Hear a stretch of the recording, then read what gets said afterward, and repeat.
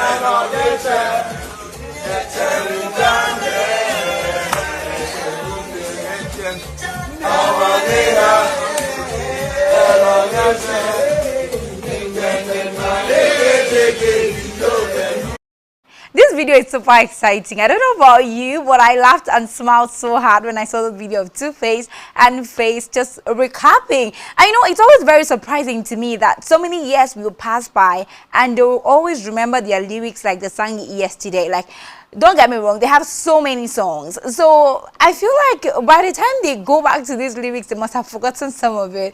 But every time, to my greatest shock, when they get to link up on their old, songs, they don't ever forget the lyrics. They're on it like it was released yesterday. I enjoyed this one so well. I'm talking about music scenes that have obviously sweetened our hearts this weekend. One of them is Tiwa Savage in London. Now, Tiwa Savage is currently on a tour in London. She currently also released an album called This One Is Personal with about 16 tracks in it. Of course, it's been raving, it's been getting to #1 on Spotify and all those streaming platforms. But nothing is as interesting as this moment where Tiwa Savage was seen with her son Jamil on stage performing at her show in London. Now, of course, we've seen that celebrities like their children to get into music or to football. We've seen the likes of Peter and Paul Okoye, who are obviously training their kids to be footballers. And yeah, that is very exciting. However, seeing Jamil, Tiwa Savage's son, come on stage and give rapping skills was so heartwarming to watch. Let's take a look at this video.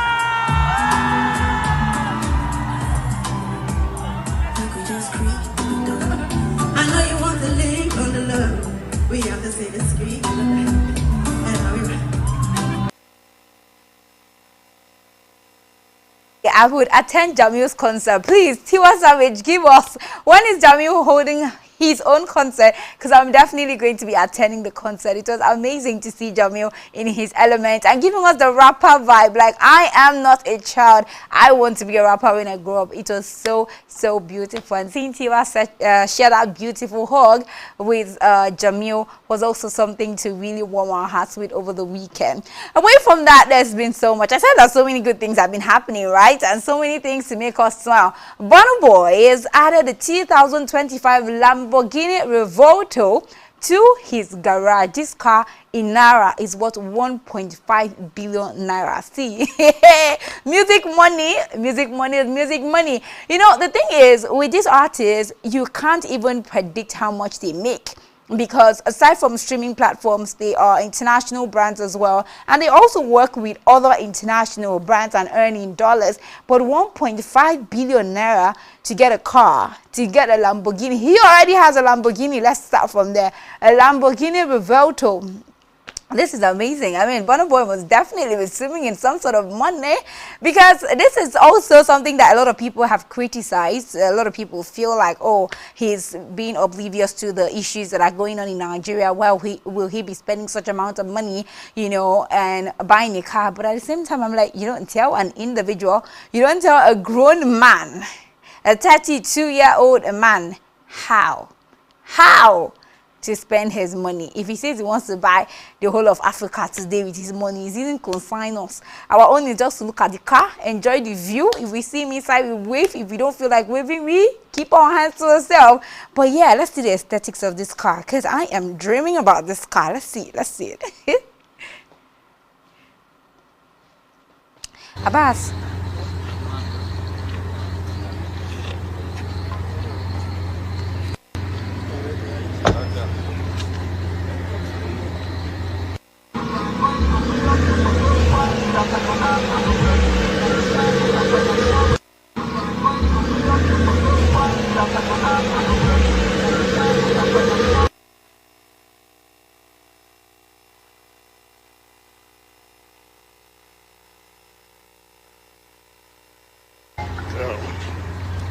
So must be there.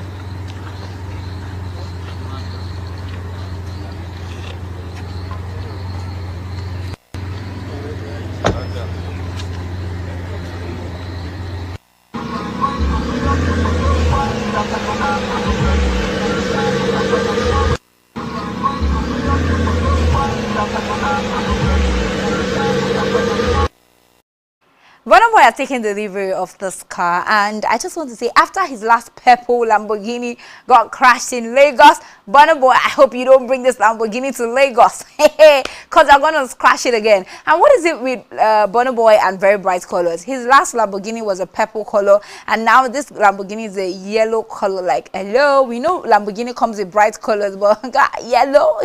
But yeah, we are happy for Burna Boy being able to afford such a luxurious car. It's really some sort of achievement for them. So yeah, we're grateful, and we love Burna Boy. We love his music. We're just begging him to just be dropping us hits. Let's be enjoying, even if it's using the money that we're using to stream to buy cars. We can't do that. He's doing the legitimate work. We can't complain, can we? I mean, it's 50-50. You know, he gives us hits, we give him money.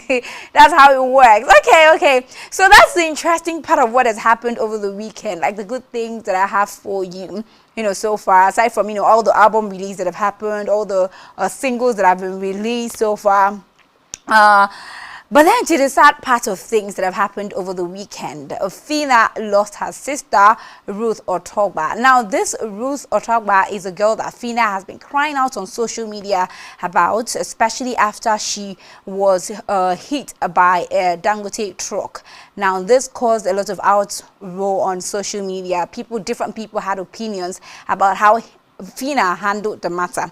So let's go to top. Of course, Fina had reached out to the very dark man and had explained that, oh, you see, Dangote truck had hit my sister, and right now my sister is in the hospital. You know, it was two of them, herself and a bike man. Fortunately, the bike man was also hospitalized at the time. You know, their condition was severe. She updated us about the condition of her sister. One leg was amputated, and as a matter of fact, the sister was on life support for a while, couldn't even breathe or anything like that. And so obviously there were also some information, because when family things come on social media, everyone have, you know, some deep family secrets, or even some things that might not even be that much of deep family secrets, but they do not appreciate sharing it with the media. So she probably didn't want this particular, you know, information about she being married, having 2 kids, to be out on social media. She really wanted the main issue, which was, you know, her sister being hit by a truck. She got into talking with Dangote Group. She also updated the crowd, you know, about this situation. But a lot of things, it took different turns, as a matter of fact. You know, VDM was really there for her. In short, from getting to know about, you know, Ruth's situation, other situations popped up as well. VDM was, very dark man was actually in Auchi, you know, to make sure that some part of the road, there were speed bumps so that this trucks would stop hitting people. You know, he went to the hospital. There was another lady who was discovered in the hospital to be abandoned in the hospital for over 11 months. You know, all of this went forth and forth and forth. And Very Dark Man and Fina seem to have been working in collaboration to see how Dangote can take full responsibility for her sister's care, her sister's well-being, and of course that of the sister's family. Unfortunately, Very Dark Man, you know, got not so happy with Fina and the way she went about things. So he did a video, and in this video you can see on your screen right now, Very Dark Man had a lot of things to say about Fina's actions. He said that Fina had come to him crying and asking for help, and he helped Fina, you know, and even brought in his friends. That Fina had also complained that her car was bumped, you know, and then he actually got someone's number to help her fix the car for free, you know, and stuff like that. He also said that they made arrangements on when they were going to go and meet Dangote Group, and when it was the morning of the day, Fina didn't call him, so he decided to call Fina, and Fina started to tell him that, you know, Dangote Group didn't want him around, that they feel intimidated by him, they don't want him around, and whatnot. So the conversation lasted, according to the evidence that Very Dark Man has showed on social media, the conversation lasted for about 2 minutes. And after the conversation, you know, we could see him write down, he said, be careful though, there's nothing like Very Dark Man. We don't want Very Dark Man in the room. They might just want to be playing you. And then Very Dark Man at this point says that, you know, when this happened, the next thing that Fina said was, please give me Bebek's number, who is the guy who was supposed to fix her, you know, a bumped car. And he seemed very uncomfortable with this, because how can I be talking to you about something and you're asking me for a number of a guy who I told to help you fix the car? So he felt very uncomfortable that there was a long list. There was 1 billion naira that was asked. There were other things that we asked, and because it got to the point where these things were, the demands were beginning to have some sort of head, that is when Fina decided to pull the rug under his feet and say that, you know what, I don't want you as part of this any longer. Not literally, but I mean in his mind, that's what he thought Fina was doing. So he did this video, and a lot of people, you know, had their own fair share of, you know, opinions concerning the situation. We'll take a very quick look into the video that Very Dark Man did about himself and Fina's fallout. I said, okay, we need a video first of all, in order to let Nigerians know this is what is going on. She said, okay. I started calling, she started calling back, she have not seen video. I'll call her, she have not seen. I said, why? How is it possible that a student area, this kind of thing happen, nobody get video? How? Then later she called me that they've removed the plate number of the Dangote and they've covered, I think she said they collect ₦1. I've never collected penny from helping anybody. Never. Say, okay, this is my percentage. I've never done it before. It was all genuine. Now, to sum this whole story up, she's a girl, and I understand. Maybe she got advices from a lot of people that say a Very Dark Man is evil, or maybe it's Dangote people that truly told her that they were scared of me. Do you understand? I don't know. But she's a girl, and I understand. Now, to Dangote. Okay, so that was Very Dark Man's part of the story, a glimpse of the part of the story. We also had Fina react to the story. She was obviously very distorted at the information that Very Dark Man thought that, you know, she betrayed him and whatnot. So that's a video of what Fina had to, you know, say about the situation. You could have called me and said, okay, Fina, wait to make you not come update me. I will tell you, say, see you, I call you, I write you. As I say, you know, they reply. If you say you busy now, why it's okay, make I first they go on first with Twitter they do. Bro, not be so they do something. Now normal lose guard in this. You say I betray you. Now me even feel betrayed. I feel heartbroken because I kept on messaging you. I kept on still sending you things. I even messaged you like few days ago. Like what the hell, man? Please, I don't need distraction. If I offend you, I am sorry, Very Dark Man. You did a great job. You did a great job. You lent out your voice. I appreciate it so much. But this video I'm seeing, honestly, I did not expect it, but it's fine. I told you some personal things, and I begged you, say, this one, we don't want to make it come out online. And you made a video, and you said everything. It's my fault, all right? But it's okay. For now, I beg. It's for my sister first. It's justice first. Please, I beg. The distraction can come later, but for now, let's...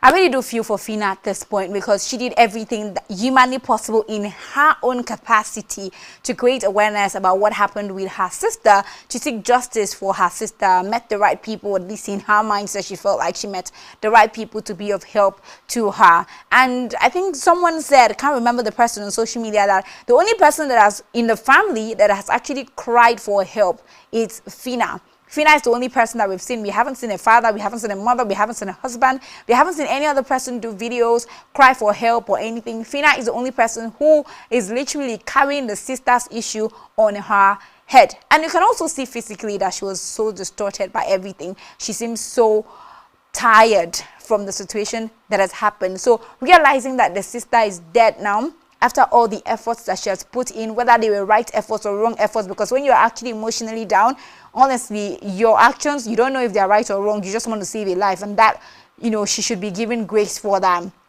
Having to see that she released a memo via her lawyers and, you know, announced the death of her sister who died yesterday at about 6:30 a.m. and it has gotten condolences from a lot of people, even social media, you know, influencers, from her fellow Big Brother housemates, even from, you know, celebrities. It has gotten reactions from people. Different people have done videos. Dangote Group have also, you know, put out a memo talking about how they were already making arrangements to fly her to India before this death. And it actually punches the question, is this necessary? You know, this lady was in the hospital for 19 days.